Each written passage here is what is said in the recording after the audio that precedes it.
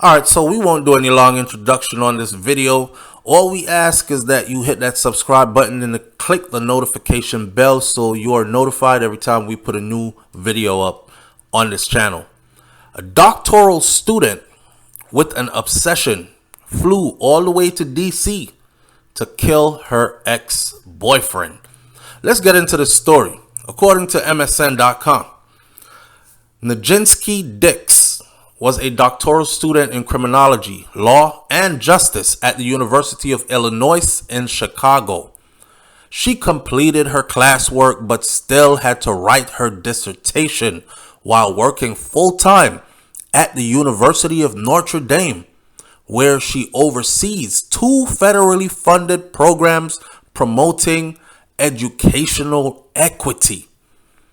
Terry Hickman, he was a divorced father of three, a freight hauler with 3 semi-trucks to his company, who was busy trying to expand his fleet and hire new drivers to build his company. We recently relocated to the district from Nashville to be close to his daughter, who was a graduate student at Howard University. Stellar father he was. Authorities said that Dix and Hickman, they both met at a party in South Bend, Indiana, in February of 2020, when Hickman was visiting relatives. She was 36 years old at the time, and at the time, he was 44. That was 3 years ago. Later, after they began a romance at the height of the pandemic, Dix wanted an exclusive relationship with Hickman.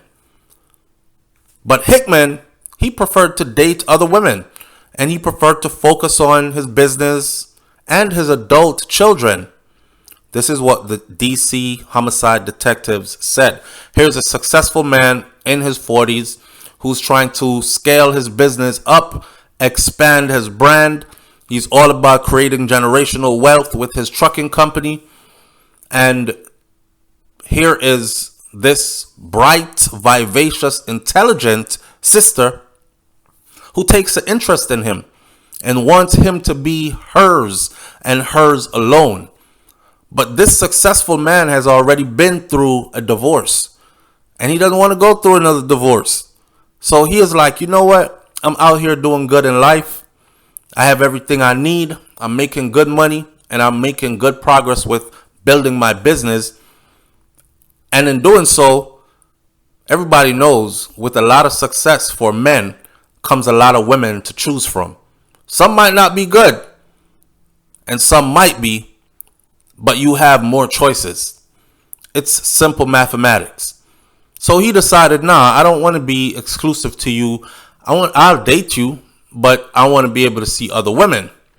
But she wanted an exclusive relationship with Hickman. 6 months later, detectives said that after Hickman had decided to break up with Dix because she was getting too clingy, and he told her from the beginning, I want to see other people. He asked her, could you please stop calling me? And she wouldn't stop. She wouldn't stop the calling. She wouldn't stop the texting. So he blocked her number on his cell phone. That decision to block her number, to totally cut her off, cost him his life, according to the police. They say that Dix got angry about being rejected, so she packed a firearm in her luggage on November 14th of 2020, and she caught a flight from Indiana to Washington, where she rented a car, drove to Hickman's Southwest Washington home, and fatally shot him. On Friday, more than a dozen of Hickman's relatives gathered in DC Superior Court to watch a judge send Dix to prison. But guess what? For taking this man's life in cold blood, she only got 18 years. The sentence was a part of a deal with prosecutors in which she pleaded guilty to second-degree murder. She initially had been charged with first-degree murder. Now, if you ask me, somebody blocks your phone. They live in a whole nother state. And you pack a firearm. And you take a plane. And you show up. First of all, it's not even that easy to just pack a firearm into your luggage and jump on a plane. Domestic or international flights. But she did. This shows premeditation from a higher level. This shows malice from a deeper level. She was so hurt, she could take a whole plane ride to a whole nother state. And when she got to her destination, she was still that upset. She was still thinking, kill him. In court, she said, I am immensely sorry. That's what she told the judge. Judge was Judge Marissa J. DeMayo. Sitting next to her attorney, she said, I was unable to articulate with the color of words. I apologize for the past. 1,029 days of grief and anguish. I hope today begins to offer some peace and some healing to everyone that's been affected by my actions that day.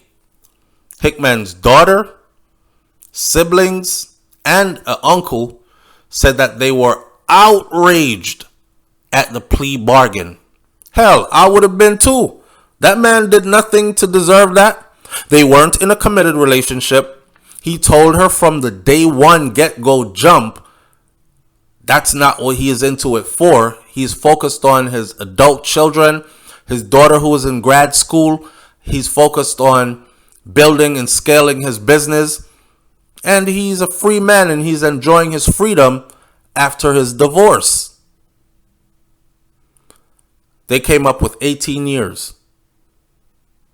They said that she deserves more time in prison. That's what his family says. His daughter, his siblings, uncle. This was planned. Harry Hickman said of his nephew's death. Harry Hickman said, I know for a fact that Terry could not have seen this coming. How does someone plan a murder, carry it out, and not receive life in prison? Well, I think when it's a black life, these things happen. Now, Hickman's sister, Ashley Hickman, she said that Dix aggressively befriended Hickman's loved ones in hopes that they could convince him to begin seeing her again. Addressing her in court, the sister said, this loss is so great. And for what? Over a relationship that was only a few months old? I don't think you realize the extent of your obsession.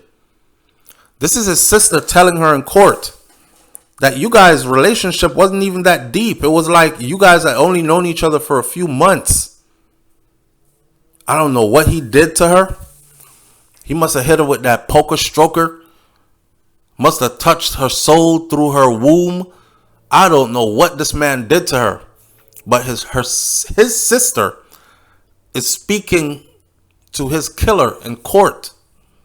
And she said, I don't think my brother realized the extent of your obsession. He blocked your number and brushed it off as that's the end. You had a whole different plan. Now, in the fall of 2020, prosecutors said that Dix's obsession with Hickman, it escalated when she began catching flights to Washington, D.C. to stalk him. He didn't even know she was in the city. She would catch a flight and come in, rent a place, and stalk him for a whole weekend and fly back out to work and school like nothing happened. In September of 2020, according to court documents, Hickman told his daughter that he had seen Dix sitting in a vehicle outside of his apartment near the Southwest Duck Pond. But at first he wasn't sure. But then he was. Then on November 14th of 2020, after Hickman had packed up his belongings in preparation to move, authorities said that Dix flew to Washington with a handgun in her checked bag. Armed with this pistol, which she had purchased in Florida 2 weeks earlier, she drove to Hickman's apartment in a rented car and she shot him 5 times in the neck, in the face, and when he fell, she shot him in the back of the head. Oh my God. This is a doctoral student and an employee at Notre Dame University. The way that she shot him was a straight up execution. Not even animals get shot like that by hunters. When the police arrived and they responded to a report of gunshots, they found Dix holding a 9mm pistol and kneeling down. She didn't run. She didn't throw the gun away. She didn't try to hide. Remember, this is a guy that she had only known for a few months. She shot the man to death in his face, in the back of his head, in his neck. And when he was laying there on the ground, bleeding out, she kneeled down and placed herself at his feet. His body was face down on the apartment floor. According to the court documents, Dix told the officers that Hickman pushed her and so she shot him. This is somebody that he had blocked and he was trying to get away from. He pushed me and I shot him. Doesn't add up.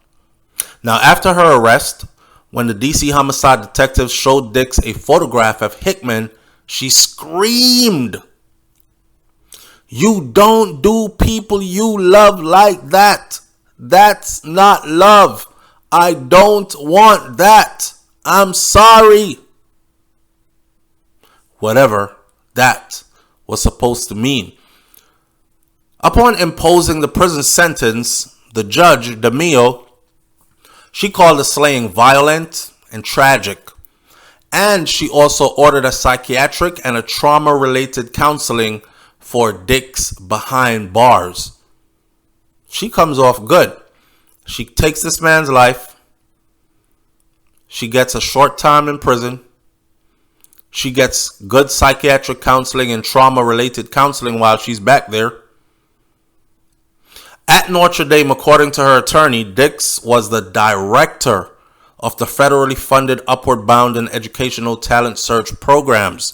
Those are outreach and student service programs designed to ensure equal educational opportunities for all Americans regardless of race, ethnic background, or economic circumstances.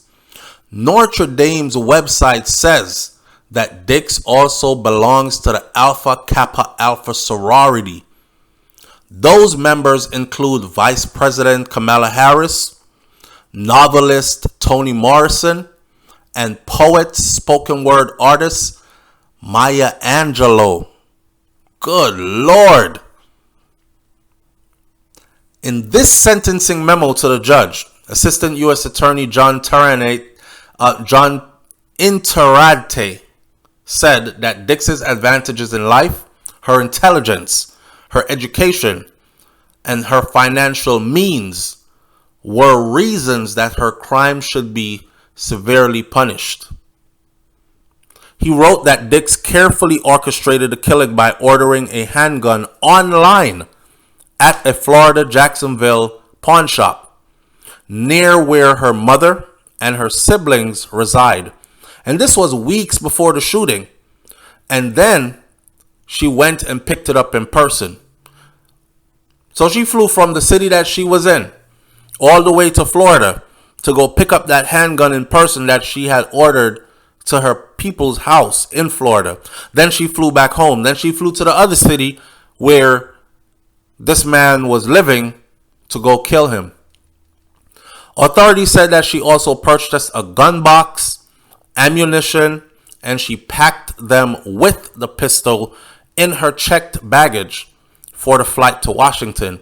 Inside of her rental car after the shooting, authorities found an American Airlines and Transportation Security Administration tag that read firearm loaded, which means obviously you can fly with your firearm, but I guess it has to be in a locked box, a specific kind of box, which she purchased when she purchased the firearm. So she had all intentions of taking that flight with that loaded firearm.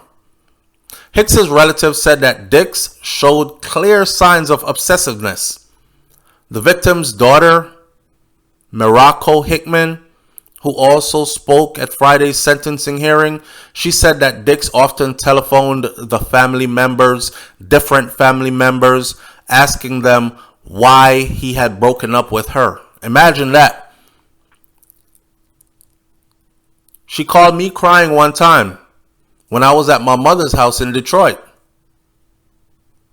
She said my dad didn't want to talk to her anymore.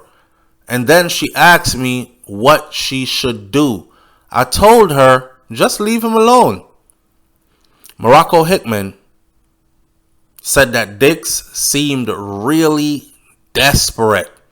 She thanked me for the advice, and that was it. Didn't think anything after. Thought calling us was weird, but didn't think anything after. Now, prosecutors said that Dix showered Hickman's loved ones with gifts, buying all kinds of gifts for his family members, hoping that they would support her attempt to reunite with him. Morocco Hickman said that Dix even arranged a summer internship for her at Notre Dame. She said that Dix also gave her a Tiffany & Co. bracelet as a gift, but her father insisted that she not take it and return it to the sender. She said her dad had an outgoing personality. We would walk down any street in Washington and people would stop us with smiles on their faces, and they'd say, "Hey, Terry." Everyone seemed to know him wherever we went, and people always wanted to be around him. You know what's sad is that infectious spirit that he had. She must have never experienced that from a man before. She might have been through many relationships before, or a few, but they were all distasteful. They all ended badly. She got hurt. She had her heart broken. And then came this man who treated her so good. But the only difference is he didn't want to be exclusive with her. And she could not figure out why. Why treat me so good? Why make love to me so good? Why sex me so good? Why treat me so good? Why speak to me with so much love and respect and still not want to be exclusive to me? Oh, I gotta have you for myself. And when she realized that she could not have him for herself, all her smarts went out the window. We're talking about Nijinsky Dix, a doctoral student in criminology, law, and justice at the University of Illinois in Chicago. This is no dummy. This is a highly intelligent woman that was in the process in the doctoral program, not trying to make it in, made it in, moving towards her PhD in criminology and law and justice. Damn. When it rains, it pours. Leave your comments in the comment section below. Tell me what you think about this story, and I'll catch you on the next video. I'm out. Hit that subscribe button. Peace.